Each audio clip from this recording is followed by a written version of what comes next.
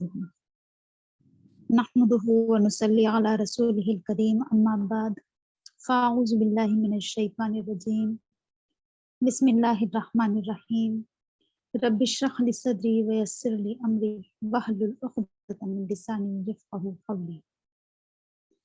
आयत नंबर 59 निकाल लीजिए। या अय्युहल्लज़ीना आमनू अतीउल्लाह व अतीउर रसूला व उलिल अम्रि मिनकुम फ़इन तनाज़अतुम फ़ी शैइन फ़रुद्दूहु इलल्लाहि व रसूली इन कुंतुम तुमिनून बिल्लाहि वल यौमिल आखिर ज़ालिका खैरुन व अहसनु तावीला। ऐ ईमान वालो, इताअत करो अल्लाह की और इताअत करो रसूल की और अपनों में से या तुम में से जो साहिब अम्र हो। बस तो अगर तुम झगड़ा करो, तनाज़ा करो किसी चीज में, या तुम तनाज़ा कर बैठो किसी चीज में, तो तुम उसे लौटा दो अल्लाह की तरफ और रसूल। अगर तुम ईमान रखते हो अल्लाह पर और आखिरत के दिन पर, ये बेहतर है और इसकी तावील सबसे अच्छी है। आयत 59 सूरह निसा 5वां पारा 8वें रुकू की लास्ट आयत है। ये कहा जा रहा है कि ऐ ईमान, इताअत करो और इताअत करो रसूल की। माइक ऑफ कर लीजिए समीना बाजी।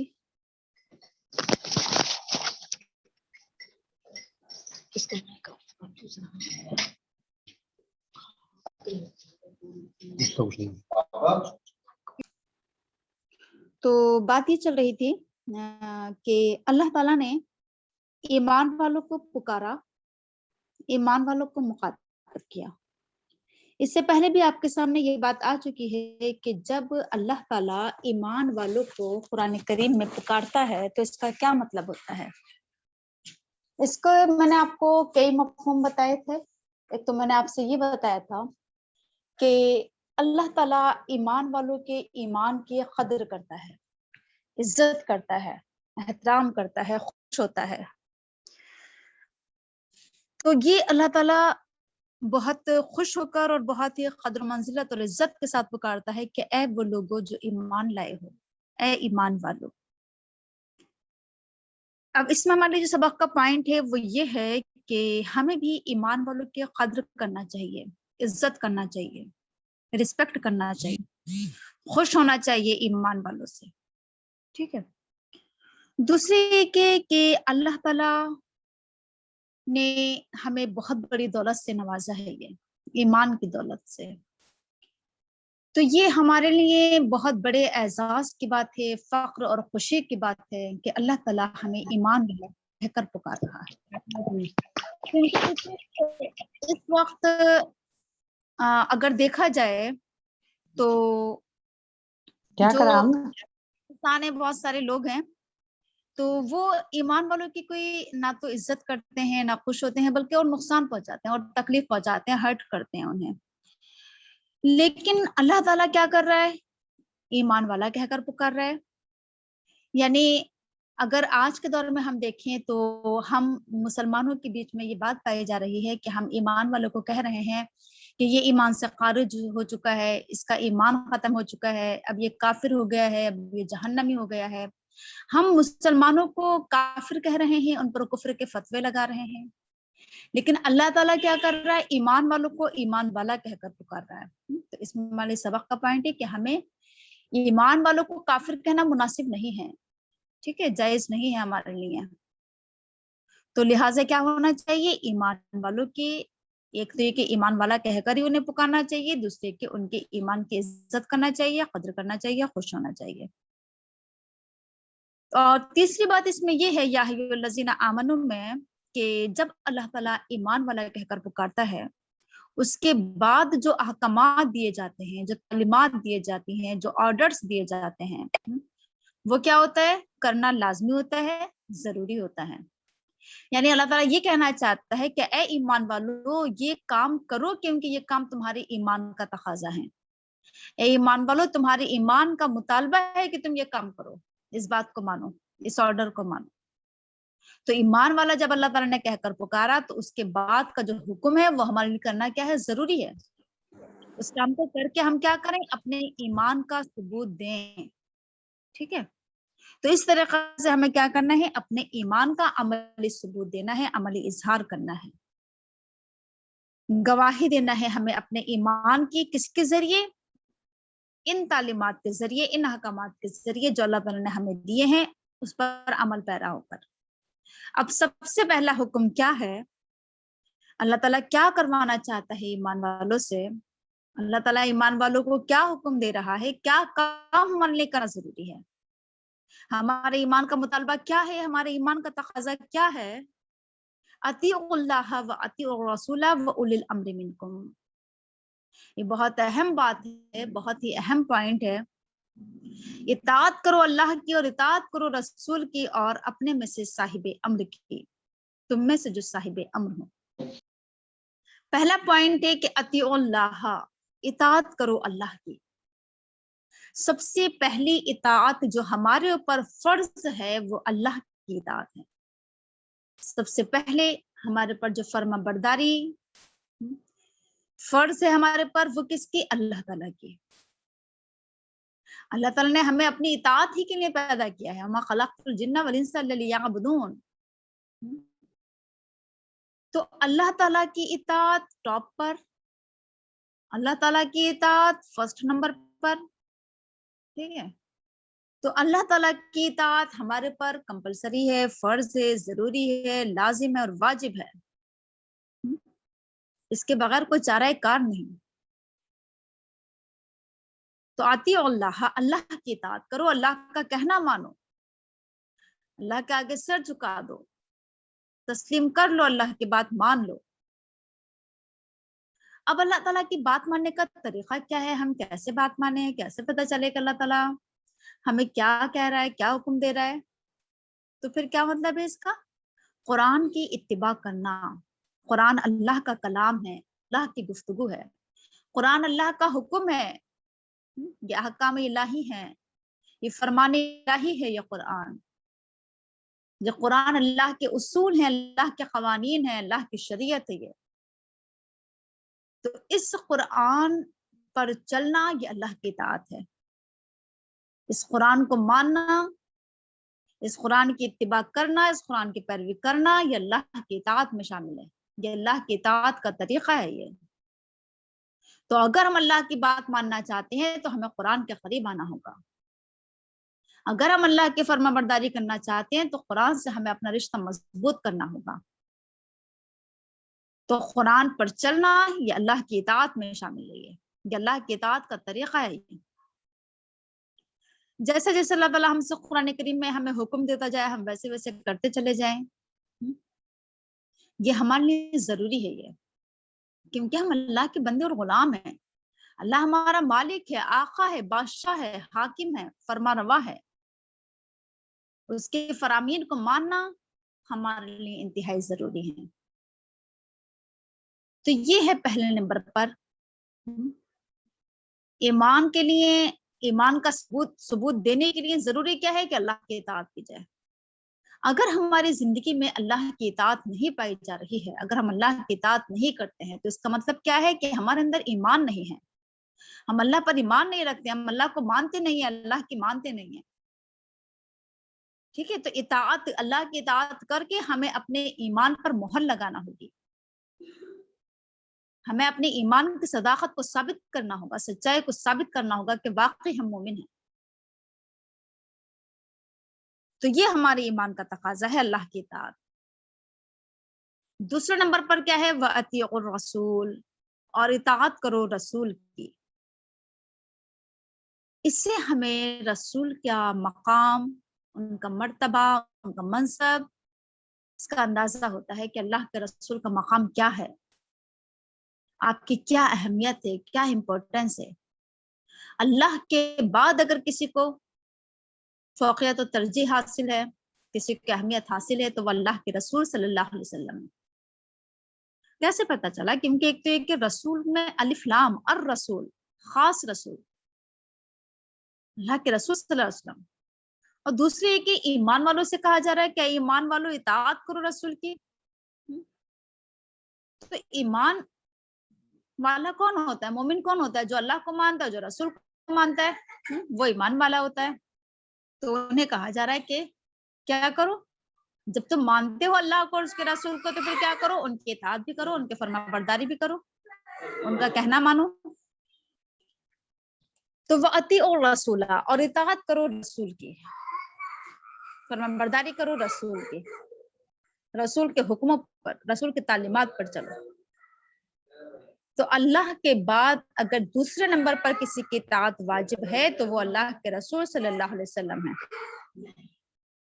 اور ہر ایک کے لیے ضروری ہے یہ، چاہے وہ کسی بھی مذہب کا، چاہے وہ کسی بھی نبی کا ماننے والا ہو، چاہے وہ کسی بھی کتاب کو ماننے والا ہو، اس کے لیے واجب اور ضروری ہے کہ وہ اللہ کے رسول کی اطاعت کرے. اس کے بغیر اس کا ایمان مکمل نہیں ہو سکتا. اللہ کے رسول صلی اللہ علیہ وسلم کی اطاعت کے بغیر ایمان مکمل نہیں ہو سکتا. اللہ کے رسول صلی اللہ علیہ وسلم نے خود بھی کہا تھا، اللہ کے رسول کی حدیث سے، کہ تم میں سے کوئی اس وقت تک مومن نہیں ہو سکتا جب تک کہ اس کی خواہشات، جب تک کہ اس کی زندگی میری لائی ہوئی تعلیمات کے مطابق نہ ہو جائے، میری لائی ہوئی شریعت کے مطابق نہ ہو جائے. ٹھیک ہے. تو یہ ہے کہ اللہ کے بعد اللہ کے رسول صلی اللہ علیہ وسلم کی اطاعت کی جائے. اللہ تعالیٰ نے قرآن کریم میں بار بار اس چیز کا حکم دیا ہے کہ اللہ کی اطاعت کرو، رسول کی اطاعت کرو. بلکہ قرآن کریم میں تو یہاں تک کہا گیا ہے کہ جس نے رسول کی اطاعت کی اس نے اللہ کی اطاعت کی. اللہ قرآن کریم میں یہ کہا گیا ہے کہ اگر تم اللہ سے محبت کرتے ہو تو اے اللہ کے رسول کہہ دیجئے کہ میری اتباع کرو، اللہ تم سے محبت کرے گا. تو اللہ کے رسول کی اطاعت، اللہ کے رسول کی اتباع، یہ کیا ہے؟ ایک ضروری چیز ہے، یہ اہم چیز ہے یہ.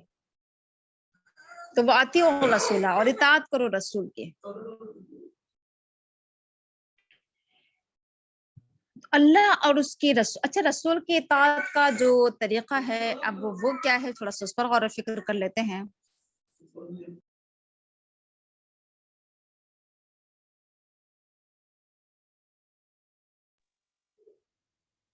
اللہ کے رسول کی اطاعت کا طریقہ کیا ہے؟ جیسے میں نے آپ سے کہا کہ اللہ کی اطاعت کا جو طریقہ ہے وہ یہ ہے کہ قرآن کی اتباع کی جائے، قرآن کے حکموں پر چلا جائے.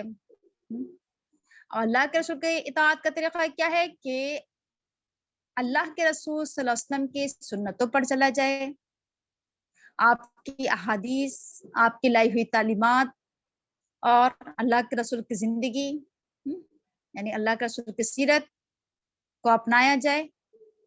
یہ اللہ کے رسول کی اطاعت کا طریقہ ہے کہ اللہ کے رسول کے اقوال، افعال، اعمال، زندگی، ان سب کی اتباع، ان سب کی اطاعت ہمارے لیے ضروری ہے.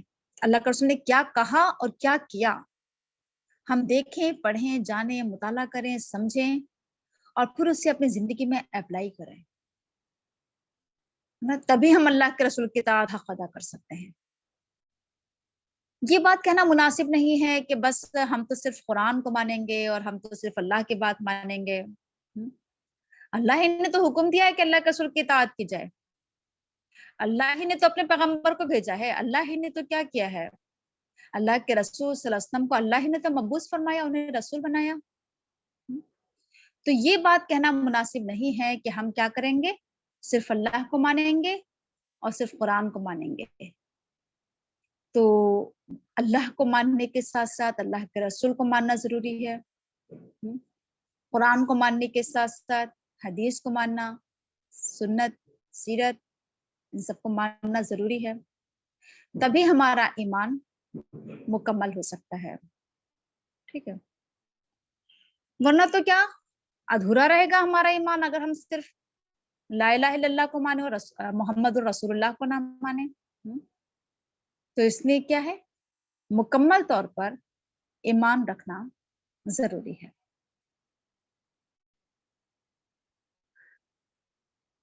اس کے بعد ہی وَأُولِي الْأَمْرِ مِنْکُمْ، اور جو تم میں سے صاحب امر ہوں. اب اس کا کیا مطلب ہوتا ہے صاحب امر کا؟ اس پر تھوڑا سا غور و فکر کر لیتے ہیں. अम्र कहते हैं हुक्म को, और उलुल अम्र हुक्म वाले, हुक्म देने वाले, हम्म, इमारत वाले, अमीर।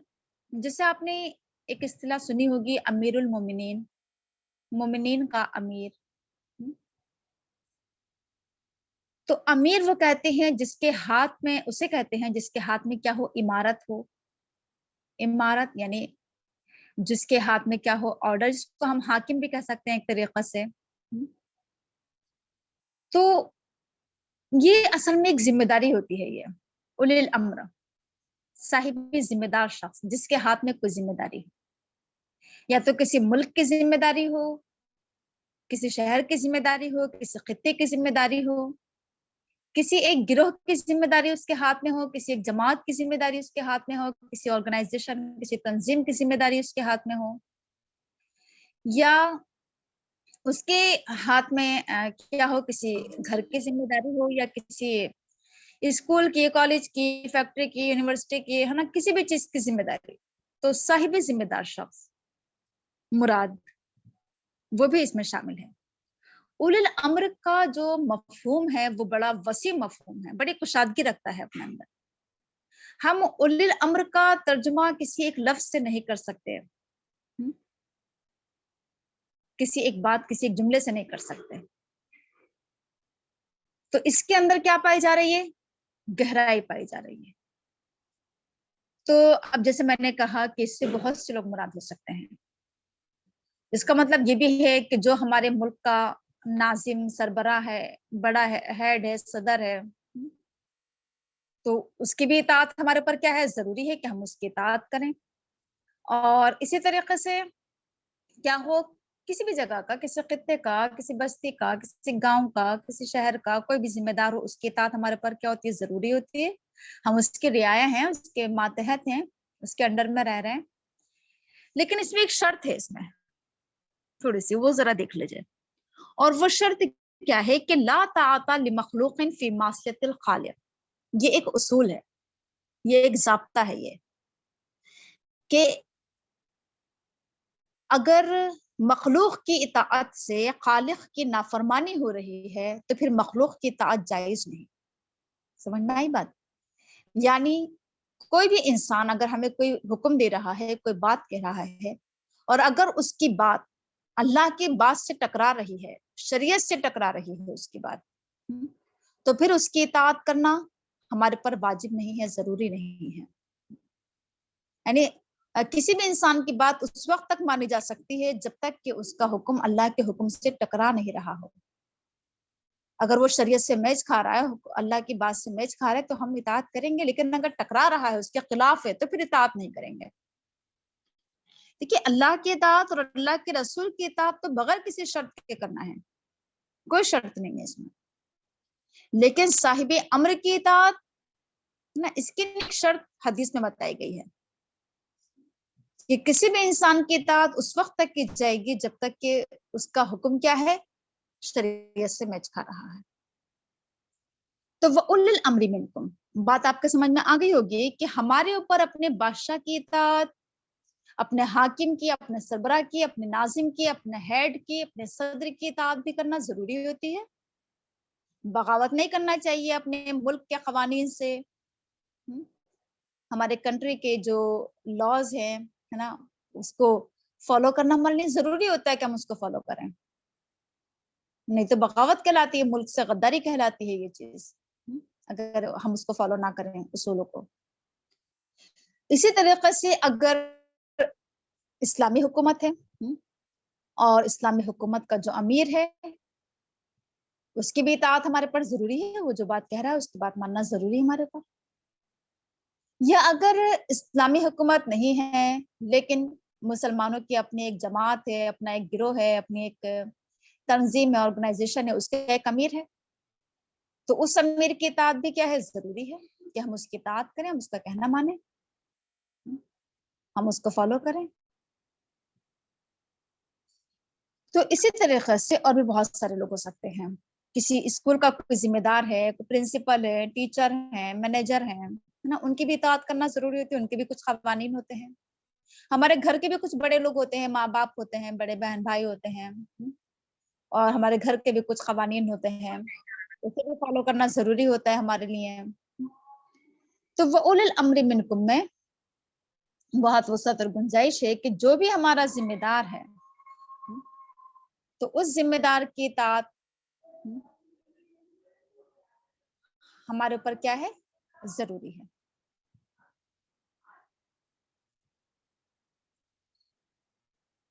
تو بات سمجھ میں آپ کیا آئی کہ اے ایمان والو اطاعت کرو اللہ کی اور اطاعت کرو رسول کی اور اطاعت کرو جو تم میں سے صاحب امر ہوں.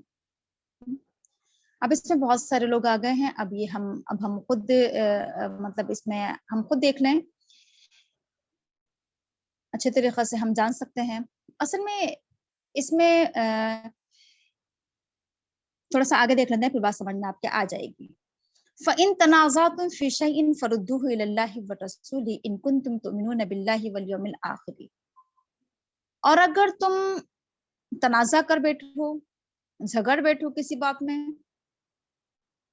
تو تم اس معاملے کو اللہ کی طرف اور اس کے رسول کی طرف لوٹا دو.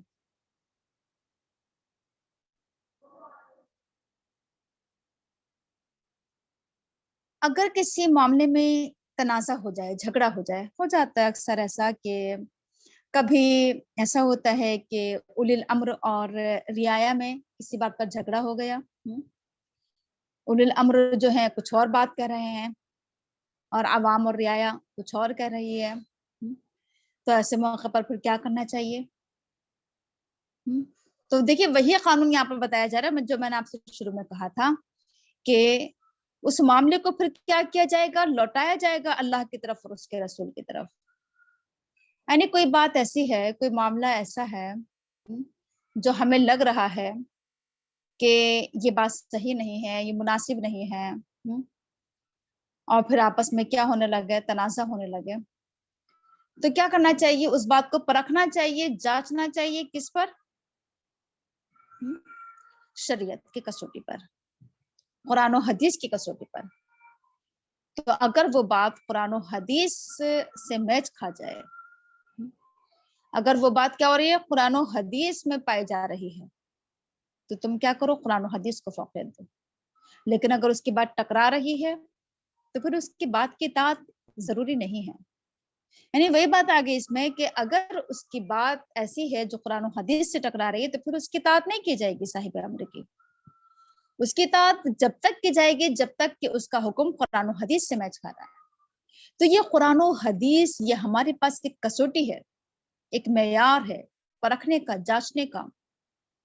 ٹھیک ہے، یہ ہماری شریعت ہے، اس کے دائرے میں رہ کر ہمیں کیا کرنا ہے، اطاعت کرنا ہے، اس دائرے سے باہر نہیں نکلنا ہے. ٹھیک ہے. دیکھیے تنازع ہونا یہ اپنے آپ میں کوئی غلط چیز نہیں ہے کہ کسی بات میں اگر کسی کا کوئی تنازع ہو رہا ہے، کسی بات پر ہو گیا کہ کوئی کہہ رہا ہے کہ یہ بات صحیح ہے اور کوئی کہہ رہا ہے یہ بات صحیح نہیں ہے، یہ بات صحیح ہے، یہ بات غلط ہے، یہ صحیح، اس طرح سے تنازع ہو جاتا ہے. اب اس موقع پر کرنا کیا چاہیے؟ کرنے کا کام کیا ہے؟ ایک دوسرے کو لعن طعن کرنے کے بجائے، ایک دوسرے کو برا بھلا کہنے کے بجائے، ایک دوسرے کو غلط ثابت کرنے کے بجائے، یا جھگڑا ہو جائے، تلواریں نکل آئیں، اور آج کے دور میں پولیس کیس اور نہ جانے کیا کچھ بڑے بڑے مرڈر ہو جاتے ہیں، نہ جانے کیا کچھ ہو جاتا ہے. یہ سب کچھ کرنے کے بجائے اس معاملے کو، جس بات پر تنازع ہو رہا ہے، اس کو پرکھ لو، جانچ لو، قرآن و حدیث کی کسوٹی پر دیکھ لو کہ کس کی بات صحیح ہے. یعنی دلیل کیا چیز بن سکتی ہے؟ قرآن اور حدیث، ہے نا، اللہ اور اس کا رسول. اللہ کی طرف لوٹاؤ، رسول کی طرف لوٹاؤ، تو اللہ اس کے رسول کی طرف کیسے لوٹائیں گے؟ اللہ کی طرف لوٹانے سے مراد ہے قرآن، رسول کی طرف لوٹانے سے مراد ہے حدیث، سنت. تو قرآن و سنت یہ اللہ تعالیٰ نے ہمیں ایک کرائٹیریا دیا ہے، ایک معیار دیا ہے، ایک کسوٹی دی ہے. ہم اس پر کیا کریں؟ اس کو پرکھیں، جانچیں کہ آیا یہ بات صحیح ہے یا غلط ہے. صحیح ہے تو مان لیں، غلط ہے تو نہ مانیں. تو یہ چیز کیا ہے؟ ان کنتم تؤمنون باللہ والیوم الآخر، اگر تم ایمان رکھتے ہو اللہ پر اور آخرت کے دن پر تو ایسا کرو. یہ تمہارے ایمان کا تقاضا ہے کہ تم کوئی بھی بات، کوئی بھی مسئلہ کہاں لے کر جایا کرو، قرآن و حدیث کی طرف لوٹایا کرو. کوئی بھی بات ہو، اس سے لوٹاؤ اللہ کی طرف، اس کے رسول کی طرف. تو ان کنتم تؤمنون باللہ والیوم الآخر، اگر واقعی تم اللہ پر ایمان رکھتے ہو، اگر واقعی تم آخرت پر ایمان رکھتے ہو، تو تمہارے لیے کیا ہے یہ چیز ضروری ہے کہ تم ایسا کرو. ذالک خیر واحسن تأویلا، یہ بات بہتر ہے، بہترین ہے، اور سب سے اچھی اس کی تعویل ہے. کون سی بات بہتر ہے اور اچھی تعویل ہے؟ ایک تو یہ کہ اللہ کی اطاعت کرنا، رسول کی اطاعت کرنا، صاحب امر کی اطاعت کرنا، اور جھگڑے کے موقع پر معاملے کو قرآن و حدیث کی طرف لوٹانا، یہ بہترین حل ہے مسئلے کا. یہ بہترین طریقہ ہے. یہ سب سے اچھا طریقہ یہ ہے کہ اللہ کی اطاعت کی جائے، رسول کی اطاعت کی جائے، اور پھر صاحب امر کی اطاعت کی جائے، یعنی اپنے امیر کی اطاعت کی جائے، اپنے بڑوں کی اطاعت کی جائے. صاحب امر میں شوہر بھی اس میں شامل ہے کہ اس کی بھی اطاعت کی جائے، ماں باپ بھی اس میں شامل ہے کہ ان کی بھی اطاعت کی جائے. تو گھر کا، خاندان کا، معاشرے کا، ملک کا، حکومت کا، جماعت کا، نا مسلمانوں کا جو بھی ہیڈ ہو، بڑا ہو، سربراہ ہو، اس کی اطاعت. تو یہ کیا ہے؟ ایک بہترین طریقہ ہے، ایک اچھا طریقہ ہے. اس میں خیر ہے، اس میں بھلائی ہے، اس میں برکتیں ہیں، اس میں رحمتیں ہیں. اور اگر ہم ایسا نہیں کریں گے تو پھر تو زندگی انتشار کا شکار ہو جائے گی، لڑائی جھگڑوں کی بس زندگی نظر ہو کر رہ جائے گی، انسان پریشان رہے گا. تو بہترین طریقہ یہ ہے کہ اس طریقے سے زندگی گزاری جائے کہ ہماری زندگی میں ان لوگوں کی اطاعت پائی جائے. یہ ایک بہترین طریقہ ہے زندگی گزارنے کا. اور پھر ہوگا کیا؟ احسن تاویلا، انجام بھی بہترین ہوگا. پھر انجام بھی سب سے اچھا ہوگا، اس کی تعویل بہت اچھی ہوگی. تعویل، انجام. ظاہر سی بات ہے کہ جب آغاز بہترین ہوتا ہے تو نا انجام بھی، یعنی دنیا اگر ہم نے اچھی گزاری ہے، دنیا اگر ہماری بہترین ہے، زندگی ہماری اگر بہترین ہے، تو پھر آخرت بھی بہترین ہوگی. تو ایک یقینی بات ہے، ایک لازمی بات ہے یہ. تو اگر ہم یہ چاہتے ہیں کہ ہمارا رزلٹ بہترین ہو، ہمارا انجام کار بہترین ہو، تو اس کے لیے ہمیں اپنی زندگی کو بہترین بنانا ہوگا. اگر ہم چاہتے ہیں کہ ہماری آخرت بہترین ہو، تو ہمیں اپنی دنیا کو بہترین بنانا ہوگا. ٹھیک ہے؟ تو ذالک خیر واحسن تاویلا، یہ ایک اچھی بات ہے، بہترین بات ہے، بیسٹ طریقہ ہے یہ. اور اس کا انجام بھی کیا ہوگا؟ احسن، بیسٹ، سب سے اچھا. آگے یہاں پر ہمارا رکوع کمپلیٹ ہو رہا ہے. آگے دیکھیے آیت نمبر 60. الم تری الی الذین یزعمون انہم آمنوا بما انزل الیک وما انزل من قبلک یریدون ان یتحاکموا الی الطاغوت وقد امروا ان یکفروا به ویرید الشیطان ان یضلهم ضلالا بعیدا. کیا تم نے دیکھا ان لوگوں کی طرف جو اس بات کا دعویٰ کرتے ہیں کہ وہ ایمان رکھتے ہیں اس چیز پر جو نازل کیا گیا تمہاری طرف اور جو نازل کیا گیا تم سے پہلے، وہ چاہتے ہیں کہ وہ فیصلہ کرائیں طاغوت کی طرف، وہ اپنا حکم بنائیں طاغوت کو، حالانکہ انہیں حکم دیا گیا تھا کہ وہ اس کا انکار کریں، اور شیطان یہ چاہتا ہے کہ وہ انہیں دور کی گمراہی میں بھٹکا دے. اللہ تعالیٰ اس آیت میں حیرت و تعجب کا اظہار کر رہا ہے کہ بھلا دیکھو تو ان لوگوں کو، کیا تم نے دیکھا ان لوگوں کو؟ کن لوگوں پر تعجب ہو رہا ہے اللہ تعالیٰ کو؟ اللہ تعالیٰ کہہ رہا ہے کہ ذرا دیکھو ان لوگوں کو جو اس بات کا زعم کرتے ہیں. کس بات کا زعم؟ اصل میں کہتے ہیں دعویٰ کرنا کسی بھی چیز کا. جو اس بات کا دعویٰ کرتے ہیں، کس بات کا؟ کہ انہم آمنو، کہ وہ ایمان رکھتے ہیں. کس چیز پر ایمان رکھتے ہیں؟ بما انزل الیک وما انزل من قبلک، اس چیز پر جو نازل کیا گیا تمہاری طرف اور جو نازل کیا گیا تم سے پہلے. یعنی قرآن کو بھی ماننے کا اقرار کرتے ہیں، دعویٰ کرتے ہیں، اور قرآن سے پہلے والی جو کتابیں ہیں ان کو بھی ماننے کا اقرار کرتے ہیں. لیکن حال کیا ہے ان کا؟ یعنی ایک تو ان کا یہ قول ہے، ان کا یہ دعویٰ ہے، اور حال کیا ہے کہ یریدون ان یتحاکموا الی الطاغوت وقد امروا ان یکفروا به. حال یہ ہے کہ چاہتے ہیں کہ اپنے زندگی کے فیصلے طاغوت سے کرائیں، حالانکہ ان کو حکم دیا گیا تھا کہ وہ اس کا انکار کریں. اس آیت کی روشنی میں ہمیں پہلے تو ہم تھوڑا سا اہل کتاب کا جائزہ لیتے ہیں، پھر اپنا جائزہ لیتے ہیں۔ اہل کتاب کے تعلق سے آپ یہ بات پڑھ چکی ہیں کہ ان میں دو طرح کے لوگ تھے، ایک تو وہ تھے کہ جنہوں نے انکار کر دیا تھا، اور ایک وہ تھے جو ایمان لے آئے تھے۔ جو ایمان والے تھے ان کا طریقہ کیا تھا کہ وہ اللہ کے رسول کو بھی مانتے تھے، اپنے رسولوں کو بھی مانتے تھے، قرآن کو بھی مانتے تھے، اور قرآن سے پہلے کی بھی جو کتابیں تھیں تورات و انجیل انہیں بھی مانتے تھے۔ اب لیکن کچھ لوگ ایسے تھے جو زبان سے تو مانتے تھے، اللہ کے رسول کو بھی، قرآن کو بھی، تورات و انجیل کو بھی، ہر چیز کو ماننے کے دعوے کرتے تھے، لیکن ان کی عملی زندگی اس کے برعکس تھی، اس کے خلاف تھی۔ عملی زندگی میں جو وہ اپنے زندگی کے فیصلے کراتے تھے وہ کس سے کراتے تھے؟ طاغوت سے کراتے تھے۔ طاغوت کے بارے میں شاید میں آپ کو اس سے پہلے بتا چکی ہوں کہ طاغوت کیا ہوتا ہے۔ طاغوت کی میں نے آپ کو میننگ بتایا تھا کہ سرکش، نافرمان، طاغن یا طغن، سرکشی کو کہتے ہیں۔ طغیانی موجوں کی سرکشی، سمندر کی سرکشی، موجیں مارنا، تو حد سے باہر نکل جانا موجوں کا، سمندر کی لہروں کا، اسے کہتے ہیں طاغوت۔ اب طاغوت کا میں نے آپ کو میننگ یہ بتایا تھا کہ طاغوت ہر وہ چیز ہے جو شریعت کے دائرے سے باہر ہے، جو دین کے دائرے سے باہر ہے۔ طاغوت میں شیطان بھی شامل ہے کہ شیطان کی اطاعت کی جائے، طاغوت میں وہ انسان بھی شامل ہے کہ جس کی کہ جو کیا ہو، جس کے بات اللہ کے حکم سے ٹکرا رہی ہو، وہ بھی طاغوت ہے۔ جو اللہ اور اس کے رسول کے حکم کے مطابق فیصلے نہ کرے وہ طاغوت ہے۔ طاغوت وہ بھی ہے جو اللہ کے مقابلے میں خدا بنا بیٹھا ہے، کہ لوگ اس کے آگے سجدے کریں، دعائیں کریں، اس کو خدا مانیں، اس کے آگے اپنی ضروریات اور پریشانیاں رکھیں، وہ بھی طاغوت ہے۔ تو طاغوت کی بہت لمبی تشریح کی جا سکتی ہے، بہت وسیع مفہوم ہے اس کا بھی۔ تو ہر وہ چیز جو کیا ہے، سرکش ہے، حدود سے باہر ہے، وہ طاغوت ہے۔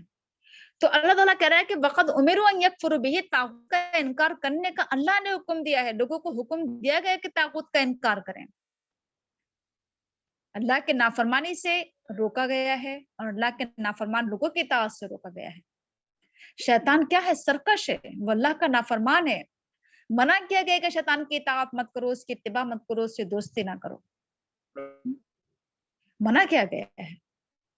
لیکن حال یہ ہے ہمارا کہ ہم برابر شیطان کی اطاعت کرتے ہیں، ہم برابر شیطان کو خوش کرتے ہیں، اس سے دوستی کر رہے ہیں، اس کی اتباع کر رہے ہیں،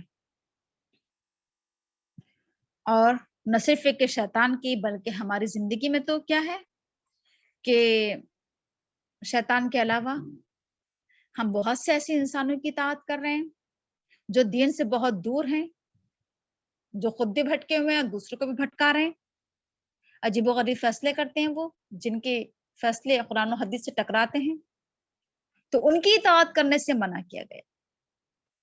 تو میں نے کہا تھا کہ ایک تو ہم اس آیت کو ہم یہ دیکھیں گے کہ یہود و نصارہ، بنی اسرائیل، ان کا بھی یہ کردار تھا، اور آج یہ کردار ہمارا بھی ہے۔ آج ہمارا بھی تو یہی حال ہے۔ کیا حال ہے کہ ہم ایک طرف تو یہ دعویٰ کرتے ہیں کہ ہم قرآن کو مانتے ہیں، ہم ایک طرف تو یہ دعویٰ کرتے ہیں کہ ہم اللہ کے رسول کو مانتے ہیں، ہم اللہ کو مانتے ہیں، ہم اللہ کے رسول کے ماننے والے ہیں، ہم نبی کی امتی ہیں، ہم قرآن کے ماننے والے ہیں، بڑا دعویٰ کرتے ہیں، بڑا زوم ہے ہمیں اپنے اوپر، لیکن ہمارا حال کیا ہے، ہماری زندگی کیا ہے، ہمارے اعمال کیا ہیں؟ ہمارا حال یہ ہے کہ یریدون ان یتحکموا للطاغوت وقد امروا ان یکفروا بہ، ہمارا بھی یہی حال ہے کہ ہم اپنے زندگی کے فیصلے طاغوت سے کرا رہے ہیں، حالانکہ ہمیں حکم دیا گیا تھا کہ ہم اس کا انکار کریں۔ دیکھیے، جب زندگی کے مسائل کو حل کرنے کی بات آتی ہے، جب زندگی میں مسائل آ جاتے ہیں، تو اس وقت ہم کہاں جاتے ہیں؟ طاغوت۔ یا تو ہم شیطان کی بات مان لیتے ہیں، شیطانی خیالات ہمارے دل میں آتے ہیں اور ہم کہتے ہیں کہ ہم تو یہی کریں گے، ہم تو اس سے بدلہ لیں گے، ہم تو یہ کریں گے، ہم تو اس کو مار دیں گے اور یہ کر دیں گے، وہ کر دیں گے۔ ہم شیطان کی اطاعت کر لیتے ہیں، اپنے زندگی کے فیصلے ہم شیطان کی اتباع میں کر لیتے ہیں، اس کی پیروی میں کر لیتے ہیں، شیطان کو خوش کر دیتے ہیں۔ یا اگر شیطان کو نہیں، کسی انسان نے آ کر ہمیں سمجھایا کہ اس نے تم سے ایسا کہا اور تم نے خاموشی سن لیا اور کچھ کہا نہیں، اور تم تو یہ کہتی ہو اور یہ کہتی ہے نا، اس طریقے سے بہت سے لوگ بہکاتے ہیں آ کر، تو اب ہم کیا کرتے ہیں، ان کی اطاعت کر لیتے ہیں کہ ہاں یہ تو ذہن میں ہماری آئی نہیں تھی یہ بات، ہمیں تو ایسا کرنا چاہیے تھا اور ایسا کہنا چاہیے تھا. تو یہ بھی کیا ہو گیا، ہم نے طاغوت کی اطاعت کری، ہم نے ایک سرکش ایک نافرمان انسان کی اطاعت کری. یا پھر ایسے لوگ جو ہمارے خدا بنے بیٹھے ہیں، ہمارے جن کے آگے ہم اپنے ضروریات رکھتے ہیں، پریشانیاں رکھتے ہیں، جن لوگوں کے آگے، کچھ لوگ ان کے آگے سجدے کرتے ہیں، دعائیں کرتے ہیں. بہت سے لوگ اپنے زندگی کے مسائل ان کے پاس لے کر جاتے ہیں کہ ہماری زندگی میں یہ مسئلہ ہے. کوئی کہتا ہے ان سے جا کر کے ہمارے گھر میں جھگڑے چل رہے ہیں، کوئی اپنے شوہر بیوی کے جھگڑے، کوئی سسرال کے جھگڑے، ہے نا. یہ تمام جھگڑے لوگ اب کہاں جا کر حل کراتے ہیں؟ ایسے ایسے لوگوں کے پاس جاتے ہیں کہ شاید یہ کیا کریں گے، ہمارے مسائل حل کریں گے. کون لوگ جو یہ کہتے ہیں کہ قرآن ہمارا دستور ہے، قرآن ہماری کتاب ہے، قرآن ہماری شریعت ہے، ہم شریعت پر آنچ نہیں آنے دیں گے، ہم اس میں دخل اندازی پسند نہیں کریں گے. جذبات کے نعرے لگاتے ہیں، ان کا حال یہ ہے کہ وہ اپنی زندگی کے فیصلے ایسے لوگوں سے کراتے ہیں، اپنی زندگی کے مسائل ایسے لوگوں کے پاس لے کر جاتے ہیں. تو منع کیا گیا تھا کہ اپنے مسائل ان کے پاس لے کر مت جاؤ، اپنی پریشانیاں. اللہ نے تمہیں قرآن دیا ہے، اپنی زندگی کے مسائل قرآن کی روشنی میں حل کرو. اللہ نے تمہیں شریعت دی ہے، اللہ نے تمہیں حدیث دی ہے. یہ ہے تمہارے پاس کیا ماخذ کہہ لیجیے، سورس کہہ لیجیے، ہے نا، دین کو، دین کے اپنے زندگی کے مسائل حل کرنے کے لیے. تو اس کی اطاعت کرو. تو نہ تو شیطان کی اطاعت کرو اور نہ ایسے لوگوں کی اطاعت کرو جو سرکش لوگ ہیں، جو خدا کے باغی ہیں، جو بغاوت کرتے ہیں، جو خدا کے نافرمان ہیں. اس میں مثال کے طور پر ایک بات یہ بھی ہم کہہ سکتے ہیں کہ مثال کے طور پر کہ اللہ تعالیٰ نے ہمیں کیا دیا، یہ کہ جس سے ہمارے بہت سے مفتی لوگ ہوتے ہیں اور ہمارے اس کو کیا بولتے ہیں، میرے ذہن میں یہ چیز نہیں آ رہی اس ٹائم، کہ ہمیں جو اپنے جو مسلمانوں کو جو مسائل ہونا چاہیے، ہمیں ہم کسی مفتی کے پاس، کسی عالم کے پاس جائیں، قرآن و حدیث کی روشنی میں اس کو حل کرانے کی کوشش کریں. لیکن مان لیجیے کہ اگر ہم اپنے طلاق کے مسائل، شوہر بیوی کے مسائل اگر ہم کہاں لے کر جائیں گے، کورٹ لے کر جائیں گے، کچہری لے کر جائیں گے، جہاں پر کیا ہے غیر مسلم لوگ قابض ہیں، غیر مسلم لوگ بیٹھے ہوئے ہیں. اب وہ کس طریقے سے فیصلہ کرتے ہیں؟ وہ ظاہر سی بات ہے قرآن و حدیث کی روشنی میں تو فیصلہ نہیں کرتے ہیں. ان کے اپنے الگ قوانین ہیں، اپنے الگ اصول ہیں، وہ اسی کی روشنی میں فیصلہ کرتے ہیں. تو اب اس سے کیا ہو جاتے ہیں، مسائل اور بڑھ جاتے ہیں. اصل میں قرآن و حدیث میں جو مسائل حل کیے گئے ہیں اس میں بڑی حکمتیں پائی جاتی ہیں، بڑے فائدے ہوتے ہیں. اور جب ہم نے اس سے منہ موڑا قرآن و حدیث سے، اور اپنے زندگی کے مسائل ہم نے قرآن و حدیث سے حل کرانے کے بجائے ہم ایسی پنچایتوں میں، ایسی کورٹ کچہری میں لے کر گئے جہاں پر قرآن و حدیث کو کوئی اہمیت حاصل نہیں ہے، تو وہاں سے جو مسائل حل ہو کر آتے ہیں پھر تو انسان زندگی بھر پریشان رہتا ہے. انسان سمجھتا یہ ہے کہ اگر ہم نے کورٹ اور کچہری، اگر ہم نے اسلامی طریقے سے اگر ہم نے اپنے مسئلے کو حل کرایا، پھر تو کیا ہوگا کہ ہمیں اپنی مرضی کے مطابق ہمارا مسئلہ حل نہیں ہو پائے گا. انسان اپنی مرضی کے مطابق حل کرانے کے لیے اور ایسی ایسی جگہوں پر چلا جاتا ہے. تو کیا ہے کہ اس لیے بچنا چاہیے. منع کیا جاتا ہے نا کہ جب تم قرآن و حدیث پر ایمان رکھتے ہو تو پھر کیا ہونا چاہیے کہ تم اپنے زندگی کے فیصلے طاغوت سے نہ کراؤ. تمہیں اس کا انکار کرنے کا حکم دیا گیا ہے. شیطان تو تمہیں بھٹکانا چاہتا ہے، گمراہ کرنا چاہتا ہے، دین سے ہٹانا چاہتا ہے. تو یہ بہت اہم پوائنٹ ہے یہ بھی، ہے نا، کہ ایک مسلمانوں کو اپنی زندگی کے مسائل یا تو خود ہی قرآن و حدیث کی روشنی میں حل کرے، اور اگر خود اتنی نالج نہیں ہے، خود اتنی معلومات نہیں ہے، خود اتنی دین سے وابستگی، اتنی گہرائی نہیں ہے کہ وہ مسائل کا استنباط کر سکیں، مسائل کو حل کر سکیں، تو پھر ایسے عالموں کے پاس، ایسے مفتیوں کے پاس جائیں جو قرآن و حدیث کی روشنی میں مسائل کو حل کرتے ہیں. ایسے لوگوں کے پاس جائیں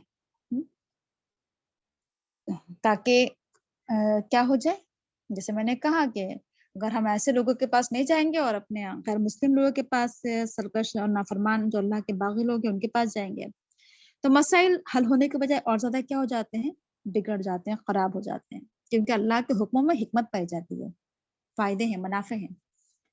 ٹھیک ہے، تو بہرحال بات سمجھ میں آپ کے آ گئی ہوگی کہ تم نے دیکھا ان لوگوں کو جو ایمان رکھتے ہیں، جو دعویٰ کرتے ہیں اس بات کا کہ وہ ایمان رکھتے ہیں اس چیز پر جو نازل کیا گیا تمہاری طرف، اور جو نازل کیا گیا تم سے پہلے. وہ چاہتے وہ یہ ہیں کہ وہ اپنی زندگی کے فیصلے طاغوت سے کریں. اپنا حکم جو بناتے ہیں وہ طاغوت کو بنا دیتے ہیں. हालांकि उन्हें हुक्म दिया गया था कि वो इनकार करें इसका, और शैतान ये चाहता है कि वो इनको क्या कर दे, दूर की गुमराही में भटका दे। ठीक है, तो बात आपके समझ में आ गई होगी। आगे बढ़ते हैं, आयत नंबर 61।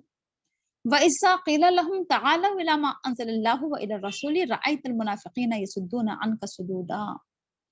और जब उनसे कहा जाता है कि आओ उस चीज की तरफ जो अल्लाह ने नाजिल किया है, और आओ रसूल की तरफ, तो तुम देखते हो मुनाफिकीन को कि वो रोक रहे हैं तुमसे बहुत रोकना, या रुक रहे हैं तुमसे बहुत रोकना। मैंने आपको बताया था कि सुद्दूना के दो मीनिंग होते हैं, रुकना भी और रोकना भी। खुद भी रुकना, दूसरों को भी रोकना।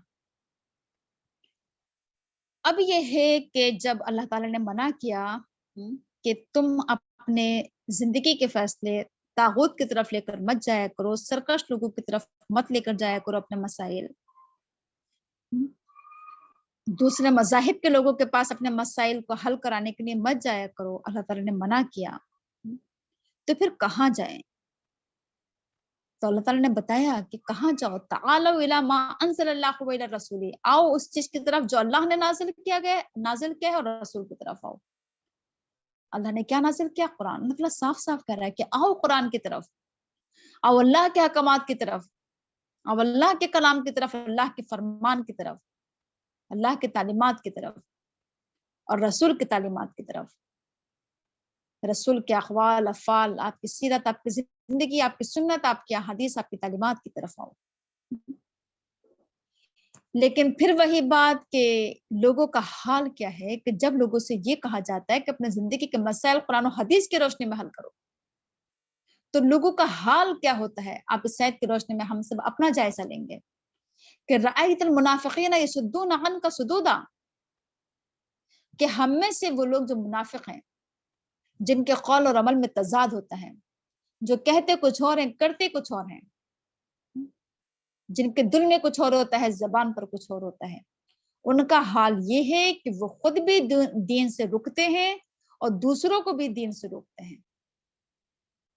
ठीक है, ये हाल हम में से शायद, हम में से अक्सर का ये हाल है, हम में से बहुत से मुसलमानों का ये हाल है कि हम खुद भी अपने जिंदगी का मसाइल कुरान और हदीस की रोशनी में हल नहीं कर रहे हैं, और दूसरों को भी कुरान और हदीस के करीब नहीं ला रहे हैं। और अगर कोई जा रहा है कुरान और हदीस के करीब, शरीयत के करीब, शरीयत से अपने मसाइल को हल करना चाहता है, तो लोग उसको रोकते हैं, मना करते हैं, ना कि ये किन चक्करों में पड़े हुए हो, और इधर जाओ और उधर जाओ, ना कोर्ट कचहरी करो, ये करो वो करो। तो ये हमें से हर एक का हाल है। ठीक है, तो बात समझ में आ रही है कि अगर हम ये चाहते हैं, ये हम ना सोचे कि ये मुनाफिकीन से मुराद जो है सिर्फ वही लोग मुराद हैं जो उस जमाने के मुनाफिकीन हुआ करते थे, है ना, कभी ना सोचा करें।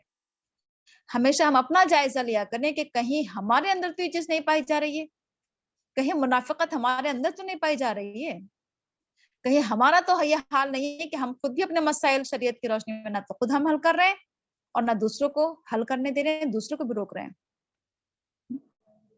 तो इस तरह के किरदार से बचने की जरूरत है। एक आयत और देख लेते हैं, फकैफ़ इज़ा असाबतहुम मुसीबतुन बिमा क़द्दमत अयदीहिम सुम्मा जाऊका यहलिफून बिल्लाहि इन अरदना इल्ला इहसानन व तौफ़ीक़ा। और उस वक्त जबकि इनके ऊपर कोई मुसीबत आ जाती है, इस इन्हीं के अपने करतूतों की वजह से, इस वजह से जो इनके हाथों ने आगे भेजा, फिर ये आपके पास आते हैं अल्लाह की कसमें खाते हुए कि हमारा तो इरादा क्या था, सिर्फ भलाई का इरादा था और मुआफ़क़त का इरादा था। फ़कैफ़ा, उस वक्त क्या हो जाता है, उस वक्त क्या होता है। ये आयत भी एक हैरत और ताज्जुब की बात है, और इसमें भी ख़ुसूसी तौर पर तो मुनाफ़िकीन और उमूमी तौर पर हम सबको अपना जायजा लेना है। अल्लाह ताला कह रहे हैं कि जब लोगों के ऊपर कोई मुसीबत आती है, ठीक है, अब मुसीबत जो आती है, अल्लाह ताला ने उसकी वजह बताई कि मुसीबत इंसान के ऊपर क्यों आती है। बिमा क़द्दमत अयदीहिम, इस वजह से कि जो उनके हाथों ने आगे भेजा, उनके अपने आमाल, उनके अपने करतूतों की वजह से। यानी इंसान पर दुनिया में जो मुसीबतें आती हैं वो किस वजह से आती हैं? अपने ही करतूतों की वजह से। अपने आप ही कुछ ना कुछ हम ऐसा कर बैठते हैं, कुछ ऐसा کام کو بگاڑ دیتے ہیں کہ ہم خود مصیبت میں پھنس جاتے ہیں. جیسے آپ نے ابھی دیکھا کہ آپ کے سامنے ابھی یہ بات آئی تھی کہ جب ہم اپنے زندگی کے مسائل قرآن و حدیث کی روشنی میں حل کرانے کے بجائے ہم ایسے انسانوں کے پاس لے کر جاتے ہیں، غیر مسلم لوگوں کے پاس یا ایسے لوگوں کے پاس جن کو دین کے زیادہ نالج سمجھ نہیں ہوتی ہے، تو وہ مسائل کو حل کرنے کے بجائے اس طریقے سے مسائل کو مطلب وہ اس طریقے سے حل کرتے ہیں کہ وہ اور انسان اور زیادہ پریشانی میں پڑ جاتا ہے اور زیادہ مصیبت میں پڑ جاتا ہے. جو لوگ دین کی حکمتوں سے ناواقف ہوتے ہیں وہ مسئلے کو اس طریقے سے حل کرتے ہیں. جیسے آپ اگر مثال کے طور پر میں آپ کو 3 طلاق کی مثال اگر آپ کو دے کر سمجھاؤں کہ 3 طلاق کے لیے جو یہ ملک کا جو قانون بنا ہے وہ کیا بنا ہے کہ اگر کسی انسان نے اگر ہے نا ایک ہی وقت میں 3 طلاق دی تو پھر کیا ہوگا، اس کو 3 سال کی جیل ہوگی اور جیل میں وہ رہے گا اور اپنی بیوی کا خرچ بھی اٹھائے گا، ہے نا. یہ ایک قانون بنا ہے. تو یہ قانون جو بنا ہے یہ حکمت سے عقل سے بہت دور ہے. یہ کہ وہ انسان جو جیل میں ہے اور وہ کیا کرے، اپنی بیوی کا خرچ کیسے اٹھائے جب وہ کچھ کما ہی نہیں رہا ہے، کچھ کر نہیں رہا ہے، تو کیسے وہ اپنا خرچ کیسے دے گا اپنی بیوی کو. سراسر بیوقوفی پر مبنی. اور پھر جب لوگ اپنے مسائل لے کر گئے ایسے لوگوں کے پاس تو آپ خود پریشانی میں پڑ گئے. وہ تو اس طرح کا اگر کوئی کیس ہو طلاق کا تو پھر کیا ہے کہ ہم ایسی یعنی ہم شرعی عدالتوں میں ہم جائیں اپنے مسئلے کو حل کرانے کے لیے اور ہم ایسی جگہوں پر نہ جائیں کہ انسان پریشانی میں پڑ جائے. یہ ایک مثال میں نے آپ کو دے کر سمجھایا. تو اللہ تعالیٰ کہہ رہا ہے کہ لوگوں پر اذا اصابت مصیبہ بما قدمت ایدیہم، جب لوگوں پر مصیبت آتی ہے تو کس وجہ سے آتی ہے؟ اپنے ہی اعمال کی وجہ سے آتی ہے، اپنے ہی کرتوتے کی وجہ سے. اپنے آپ ہی وہ کچھ ایسا کر بیٹھتے ہیں کہ وہ خود مصیبت میں پھنس جاتے ہیں. اب ہوتا کیا ہے کہ جب انسان کے اوپر مصیبت آتی ہے اب وہ آتے ہیں روتے ہوئے پریشان ہو کر. یحلفون باللہ، پھر اللہ کی قسمیں کھاتے ہیں. یہ بھی منافقین کی ایک خصلت ہے نا کہ وہ کیا کرتے ہیں، قسمیں بہت کھاتے ہیں. دیکھیے بہت زیادہ قسمیں کھانے والے جھوٹے لوگ ہوتے ہیں جن کو اپنے آپ کو سچا ثابت کرنے کے لیے قسم کا سہارا لینا پڑتا ہے. دیکھیے جو سچے لوگ ہوتے ہیں نا انہیں کبھی اپنے آپ کو سچا ثابت نہیں کرنا پڑتا ہے، انہیں قسمیں نہیں کھانا پڑتی ہیں. سچ ہے تو سچ ہے. جھوٹے لوگوں کو اپنے آپ کو سچا ثابت کرنے کے لیے کیا کرنا پڑتا ہے، قسموں کا سہارا لینا پڑتا ہے. کبھی اتفاق سے کسی انسان نے اگر کسی بات پر قسم کھا لی تو وہ الگ بات ہے، لیکن بات میں قسمیں کھانا ہے نا، ہر بات میں اپنے آپ کو سچا ثابت کرنا، یہ منافقین کی خصلت ہے. منافقین کی خصلت ہے کہ بہت زیادہ جھوٹے بھی ہوتے ہیں، بہت قسمیں بہت کھاتے ہیں، بار بار اللہ کو گواہ بناتے اپنی باتوں پر. اب ہوا کیا کہ اللہ کے قسمیں کھاتے ہیں. پھر وہ دیکھیے منافقین کا ایک کردار یہ تھا کہ کیا ہوتا تھا کہ جنگوں سے بہت دور رہتے تھے. جنگوں سے دور کیوں رہتے تھے منافقین کا اصل میں جو زندگی تھی نا وہ ایسی تھی کہ جب ان کو لگتا تھا کہ یہ جو دین کا یہ جو حکم ہے یہ تو آسان ہے، چلو ٹھیک ہے کر لیتے ہیں، کوئی پریشانی نہیں ہے، لیکن دین کا ان کو جو حکم مشکل لگتا تھا اس میں وہ پیچھے رہتے تھے. مال خرچ کرنے کا نمبر آتا تھا تو پیچھے ہٹ جاتے تھے، بہت ناگوار گزرتا تھا. نماز بہت آخر وقت میں جا کر پڑھتے تھے ٹال مٹول کر کہ کسی طریقے سے کیا ہو جائے، ٹل جائے، لوگ بھول جائیں. ہم میں سے بھی ہوتے ہیں نا بہت سے لوگ ایسے کہ مال خرچ کرنے میں تنگی کا اظہار کرنا، نماز سب سے آخر میں پڑھنا ہے نا، اور پھر جب خون بہانے کا نمبر، اللہ کے راستے میں جان دینے کا نمبر آئے، جنگ کرنے کا نمبر آئے تو پھر بالکل پیچھے ہٹ جانا. یہ منافقین کا ایک کردار تھا. یہ کردار ہم میں سے بہت سے لوگ پایا جاتا ہے. ہم میں سے آج بھی بہت سے لوگ بہت بزدل ہیں، بہت ڈرپوک ہیں، بہت پیچھے رہتے ہیں ان تمام معاملات میں. اس قدر ڈرے ہوئے ہیں، اس قدر سہمے ہوئے ہیں کہ دین کا نہ تو ہم کام کھلا کر رہے ہیں، ڈرے جا رہے ہیں حکومت سے اور جیلوں سے اور نہ جانے کن کن چیزوں سے، پولیس سے. نہ تو دین کا ہم کام کھل کر رہے ہیں، نہ دعوت کا کام کھل کر رہے ہیں، کچھ کر نہیں رہے ہیں ڈر کی وجہ سے. ڈرے اور سہمے جا رہے ہیں اور پھر کفار کیا ہو رہے ہیں، ہمیں اور ڈرا رہے ہیں. انہوں نے ہمارے ڈر کو بھاپ لیا، ہماری بزدلی کو ڈھانپ لیا، وہ بھاپ لیا، اور اب کیا کر رہے ہیں، وہ ہمیں اور دبا رہے ہیں اور کچل رہے ہیں اور ڈرا رہے ہیں وہ ہمیں، ہے نا. تو یہ ایک چیز ہے. تو یہ ہمارے پر جو مصیبت آ رہی ہے نا ہمارے اپنی کرتوتی کی وجہ سے آ رہی ہے. تو منافقین کا ایک کردار تھا کہ وہ جنگوں میں بہت پیچھے رہتے تھے، اور جب کیا ہوتا تھا کہ وہ دیکھتے تھے کہ جنگ میں مسلمانوں کو شکست ہوئی تب تو بہت زیادہ خوش ہوتے تھے کہ اچھا ہوا ہم نہیں گئے، ہے نا. جب وہ دیکھتے تھے کہ مسلمانوں کو آج بہت اذیت کا سامنا کرنا پڑا، پریشانی اٹھانا پڑی، ہے نا، یا بہت سے مسلمان اللہ کے راستے میں جب شہید ہو جاتے تھے، ہے نا، تو سوچتے تھے کہ اچھا ہوا ہم نہیں گئے. اب جب جنگوں میں بہت پیچھے رہ جاتے تھے، اللہ کے رسول واپس آتے تھے جنگ سے، اب پھر آ کر کیا کرتے تھے، اللہ کے رسول کے پاس آ کے قسمیں کھاتے تھے کہ اللہ کے رسول ہماری یہ مجبوری تھی اور یہ مجبوری تھی، ہم اس وجہ سے نہیں گئے۔ آج بھی ہم میں سے بہت سے لوگوں کا یہ کردار ہے نا کہ دین کے بہت سے کاموں میں ہم پیچھے رہتے ہیں، اور جب دین کا وہ کام ہو جاتا ہے تو پھر ہم آ کر کیا کرتے ہیں، قسمیں کھاتے ہیں اس انسان کے پاس جا کر کہ ہمارا بھی بہت دل چاہ رہا تھا اور ہماری بڑی خواہش ہے کہ ہم بھی ایسا ایسا کام کریں، لیکن کیا کریں، مجبوریاں ایسی ہیں۔ کچھ لوگ اپنے بچوں کی مجبوریاں بتاتے ہیں، کچھ اپنے گھر کے کاموں کی مجبوریاں بتاتے ہیں، کچھ اپنے شوہر کی مجبوری بتاتے ہیں، کچھ اپنے ماں باپ کی، ہر کوئی اپنی اپنی مجبوریوں کا رونا روتا ہے اور آ کر یہ اظہار کرتا ہے کہ کیا کریں، ہماری تو بڑی خواہش ہے، ہم بھی کرنا چاہتے ہیں، سب کچھ ہم کرنا چاہ رہے تھے، ہم جانا چاہ رہے تھے، لیکن ہم نہیں جا پائے۔ جو لوگ گئے تھے، کیا ان کی مجبوریاں نہیں تھی؟ کیا ان کے بچے نہیں تھے؟ کیا ان کے شوہر نہیں تھے؟ کیا ان کے اوپر ذمہ داریاں نہیں ہیں؟ تو مجبوریاں سبھی کے ساتھ ہیں، ذمہ داریاں سبھی کے ساتھ ہیں، پریشانیاں سب کے ساتھ ہیں۔ اگر سبھی اس طریقے سے رونا لگ گئے اپنی مجبوریوں کا، ہے نا، اصل میں یہ ایک بہانہ ہوتا ہے کام نہ کرنے کا، کہ خود اپنا دل نہیں چاہتا ہے کرنے کو، ہم بہانہ رکھ دیتے ہیں ماں باپ کا اور شوہر کا اور بچوں کا اور گھر کے کاموں کا۔ یہ منافقت ہے، یہ پست ہمتی ہے، یہ بزدلی ہے، یہ ڈر ہے جو ہمارے اندر بیٹھا ہوا ہے، یہ کاہلی ہے، سستی ہے۔ یاد رکھیے کہ ہم صرف اور صرف کاہلی اور سستی کی وجہ سے کام نہیں کر رہے ہیں۔ آج ہمارے اندر بہت منافقت آتی جا رہی ہے، بہت پست ہمت ہو گئے ہیں، آج ہم بہت ڈرپوک ہوتے جا رہے ہیں، بہت بہانے کرنے لگے ہیں، آج ہم کاموں سے جی چرانے لگے ہیں، ٹال مٹول کرنے لگے ہیں، بہت زیادہ منافقت ہمارے اندر آتی چلی جا رہی ہے۔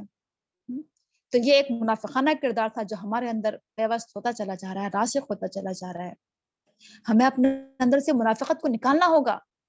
ہم زبان سے آج بہت دعوے کرتے ہیں دین کے، لیکن ہمارے قول اور عمل میں تضاد پایا جا رہا ہے۔ ہمارے دل میں کچھ اور ہوتا ہے، زبان پر کچھ اور ہوتا ہے۔ زبان سے آ کے ہم بہانہ کرتے ہیں کہ یہ اور یہ مجبوری تھی، دل میں کچھ اور ہوتا ہے۔ تو یہ منافقت آج ہمارے اندر بہت پائی جا رہی ہے۔ اس منافقت کو نکالنا ہوگا، کیونکہ آخرت میں کیا ہوگا، ان المنافقین فی الدرک الاسفل من النار، کیونکہ منافقین جہنم کے سب سے نچلے گڑھے میں ہوں گے۔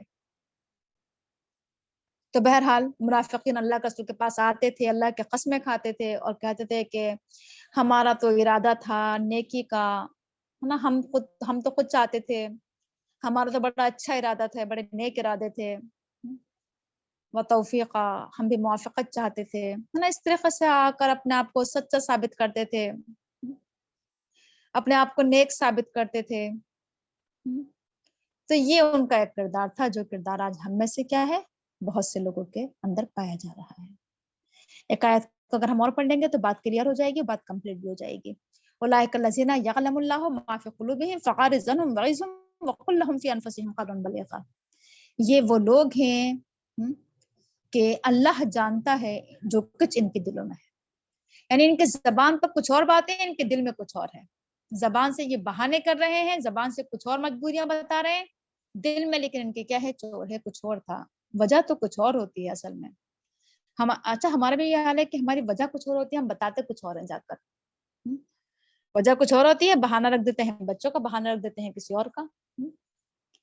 تو اللہ تعالیٰ کہہ رہا ہے کہ اولئک الذین یعلم اللہ ما فی قلوبہم، یہ وہ لوگ ہیں کہ اللہ جانتا ہے کہ ان کے دلوں میں کیا ہے، سچائی کیا ہے، حقیقت کیا ہے۔ اب ایسے لوگوں سے معاملہ کیا کرنا چاہیے، جو ایسے لوگوں کا کردار ہے کہ اگر اس طرح کے لوگوں سے ہمارا سابقہ پیش آئے تو کیا ہم ان سے لڑیں جھگڑیں کہ نہیں تم جھوٹ بول رہے ہو اور یہ نہیں تھا اور یہ تھا؟ نہیں، فاعرض عنہم وغیظہم وقل لہم فی انفسہم قولا بلیغا۔ ایسے لوگوں کو اگنور کر دیا کرو، ایسے لوگوں کو نظر انداز کر دیا کرو، ایسے لوگوں سے اعراض کریا کرو، روگردانی کرو، چھوڑو ان کے حال پر، جو یہ کر رہے ہیں کرنے دو ان کو، کوئی ضرورت نہیں کہ ان سے بحث مباحثہ کیا جائے، ان سے جھگڑے کیے جائیں۔ تو ان کو ان کے حال پر چھوڑ دو، ان کو ان کی باتوں کو نظر انداز کرو، چشم پوشی سے کام لو، درگزر سے کام لو، معاف کر دو ان کو، وغیظہم، اور پھر ان کو نصیحت کر دو، سمجھا دو ان کو، پیار سے سمجھا دو، وغیظہم، ان لڑنے جھگڑنے کے بجائے، بحث و مباحثہ کرنے کے بجائے ایسے لوگوں سے کیا کرو، ان کو معاف کرو اور ان کو پیار سے سمجھاؤ۔ وقل لہم فی انفسہم قولا بلیغا، اور ان سے وہ بات کہو جو ان کے دل میں اتر جائے، قول بلیغ، یعنی ایسے لوگوں سے کیا کرو، پھر اچھے طریقے سے بات کرو، ان کو اس طریقے سے سمجھاؤ، اتنے پیار سے سمجھاؤ کہ ان کے دلوں میں بات اتر جائے، قول بلیغ، پہنچی ہوئی بات کرو، اونچے درجے کی، یعنی जो इस तरह के लोग हैं जिनकी सोच भी बहुत हक़ीर और घटिया हो, बड़े कमतर किस्म के उनके क्या हो ख़यालात हों, तो अब उनसे हम क्या करें? उनको सही रास्ते पर लाने के लिए उनसे अच्छे तरीक़े से बात करें। इसमें ये भी है कि एक कि बदतमीज़ी का जवाब बदतमीज़ी से भी नहीं देना चाहिए। हमारा काम तो क्या है कि अगर कोई सामने वाला इंसान बदतमीज़ है, तो हम उसके मुकाबले में बदतमीज़ ना बनें। हम अपना किरदार पेश करें, अपना अखलाक पेश करें। हम अपना दिखाएँ कि हमारा क्या रवैया है इनके मुकाबले में। बुराई का बदला भलाई से देना, लोगों की बातों को माफ़ कर देना, नज़रअंदाज कर देना। ये अल्लाह ताला हमें नसीहत कर रहा है इसमें। और वैसे भी देखिए वक़ुल लहुम फ़ी अनफुसिहिम क़ौलन बलीग़ा। अगर लोगों से अच्छे तरीके से बात की जाए, ऐसी बात करें कि लोगों के दिलों में उतर जाए, क़ौल बलीग़ करें, पहुँची हुई बात करें, बेहतरीन असल में क़ौल बलीग़ में ये है कि अंदाज़ भी बेहतरीन हो, लहज़ा भी बेहतरीन हो, अल्फ़ाज़ भी बेहतरीन हो। हम ऐसा ना हो कि हम किसी को नसीहत कर रहे हैं, लेकिन नसीहत करते-करते ताने मार रहे हैं उसके ऊपर, नसीहत करते-करते तंज़ कर रहे हैं उसके ऊपर, नसीहत करते-करते हम उसका माज़ी का हवाला दे रहे हैं, नसीहत करते में एक डाँट है, एक फिटकार है, एक उसका मज़ाक उड़ाना है। ये इस तरीक़े से नसीहत नहीं है, क़ौल बलीग़। बेहतरीन अंदाज़ हो, बेहतरीन लहज़ा हो, बेहतरीन अल्फ़ाज़ हों। ऐसे अल्फ़ाज़ ना हो कि दिल पर जाकर चोट लगे उसके, ऐसे अल्फ़ाज़ ना हो उसका दिल कट जाए। अच्छे अल्फ़ाज़, बेहतरीन पैराई में की हुई बात। और देखिए कुरान करीम से बढ़कर क़ौल बलीग़ क्या हो सकता है? कुरान करीम की बात हम उस तक पहुँचाएँ। क़ौल बलीग़ है ये। अल्लाह के रसूल के बाद क़ौल बलीग़, अल्लाह के रसूल की बात पहुँचाएँ। कुरान और हदीस की तालीमात पहुँचाएँ लोगों तक। क्योंकि ये जो क़ौल बलीग़ है कुरान और हदीस, ये क्या होता है लोगों के दिलों में उतर जाता है। तो नसीहत करना है, हमें लोगों को वाज़ करना है, हमें लोगों को समझाना है, हमें लोगों की इस्लाह करना है, तो किस तरीक़े से? क़ौल बलीग़ के ज़रिए, कुरान और हदीस के ज़रिए। ठीक है? यहाँ तक रहने देते हैं, आगे से एक नया टॉपिक शुरू हो रहा है, इंशाअल्लाह कल पढ़ेंगे। सुब्हानकल्लाहुम्मा बिहम्दिका नशहदु अन ला इलाहा इल्ला अंता नस्तगफिरुका व नतूबु इलैक। अगर किसी को कोई बात कहनी हो या कोई सवाल करना हो तो कर सकते हैं।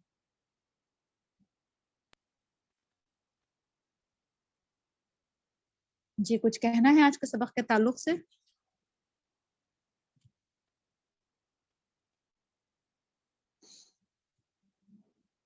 कुछ नहीं कहना है तो फिर बंद करते हैं हम।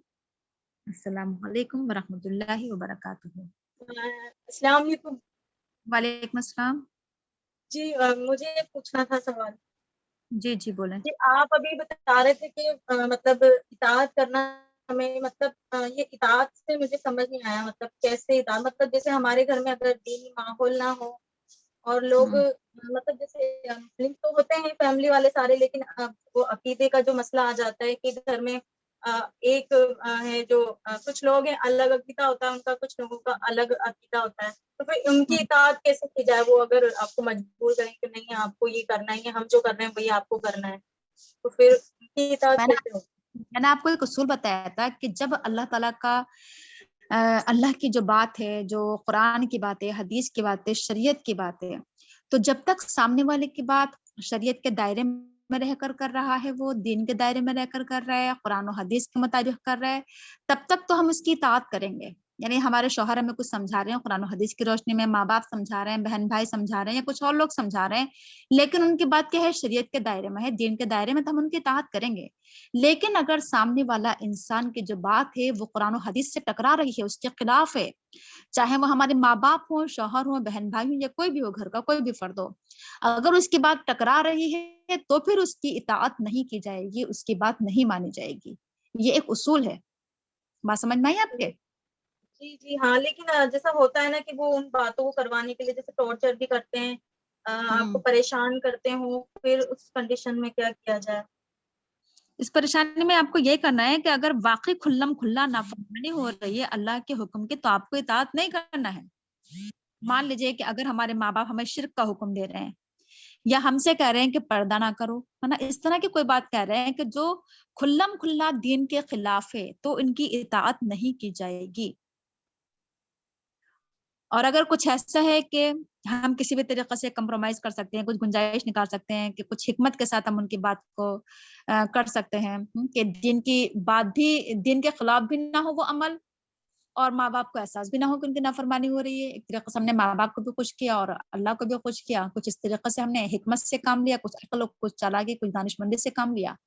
तो ऐसे भी कर सकते हैं। ये तो खैर हालात के ऊपर है कि किस तरह का मसला है, किस तरीके से हम उसको हल कर सकते हैं।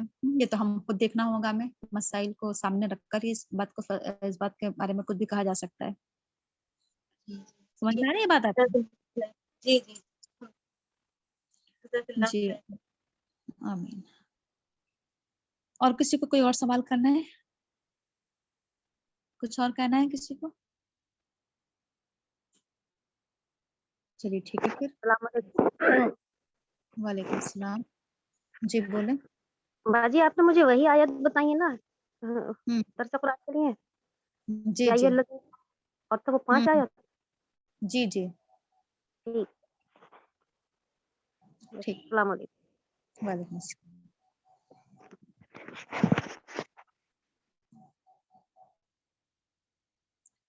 बस और तो किसी को कुछ नहीं कहना है?